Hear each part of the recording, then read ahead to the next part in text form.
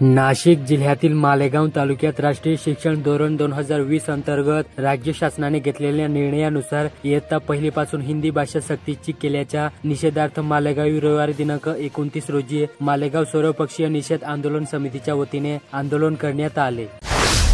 नाशिक जिल्ह्यात अंत्योदय शिधापत्रिका धारकांना 95% साड्यांचे वाटप पूर्ण झाले। मात्र 1 जून नंतर ई-पास मशीन मध्ये तांत्रिक बदल होऊन अंत्योदय शिधापत्रिका धारकांना साडी वाटपाचा पर्यायच दिसत नसल्याने उर्वरित 5% साड्यांचे वाटप खडंबले आहे। त्यामुळे अंत्योदय शिधापत्रिका धारक नाराजी व्यक्त करत आहेत।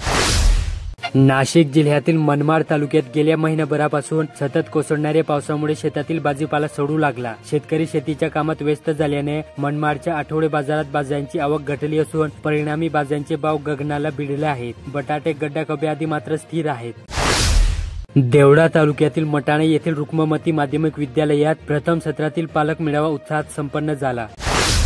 नाशिक जिल्ह्यातील मनमाड तालुक्यात आमदार गोपीचंद पडळकर यांच्या विरोधात अपशब्दात बॅनरबाजी करणाऱ्या मनमाड शहरातील उल्हास डफळे याला अटक करून त्यांच्या विरुद्ध कायदेशीर कारवाई करण्याची मागणी सकल धनगर हिंदू समाजाच्या वतीने मनमाड उपविभागीय पोलीस अधिकारी व मनमाड शहर पोलीस निरीक्षकांना निवेदनाद्वारे करण्यात आली।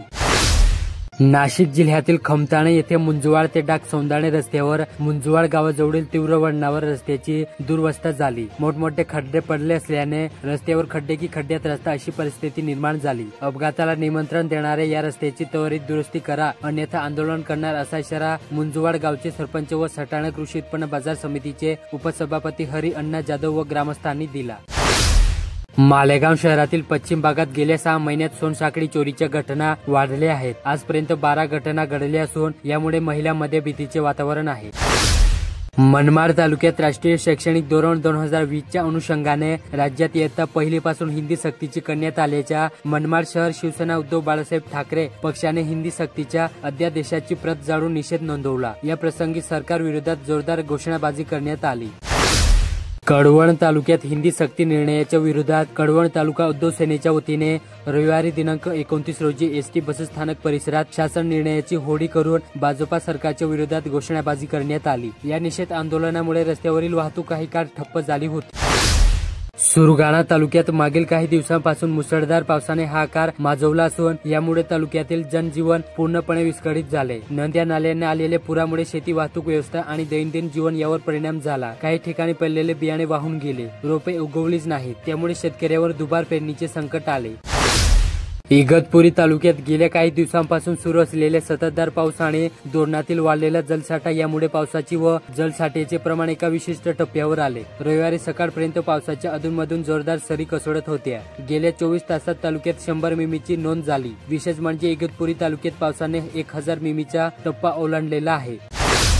सटाणा तालुक्यातील चौगाव येथे शिक्षण घेत असलेला इयत्ता 10वीचा विद्यार्थी शाळेत जातो असे घरी सांगून निघाला। मात्र तो शाळेत पोहोचलाच नसल्याने त्याच्या आई वडिलांनी पोलिसात तक्रार दिली। 2 दिवस कुटुंबियासह पोलिसांनी त्याचा शोध घेतला, मात्र कोणतेही दागेदोरे न मिळाल्याने पोलिसांनी अपहरणाचा गुन्हा दाखल केला। येवला तालुक्यातील हडपसावर गाव येथील 2 प्रयोगशील शेतकऱ्यांनी शेततळ्याच्या पाण्यावर शेतात ड्रॅगन फ्रूटची शेती फुलवली। ठिबक सिंचनाची सुविधावर ड्रॅगन फ्रूट, माड रानावर ड्रॅगन फ्रूटची 2 एकर क्षेत्रावर यशस्वी लागवड केली होती।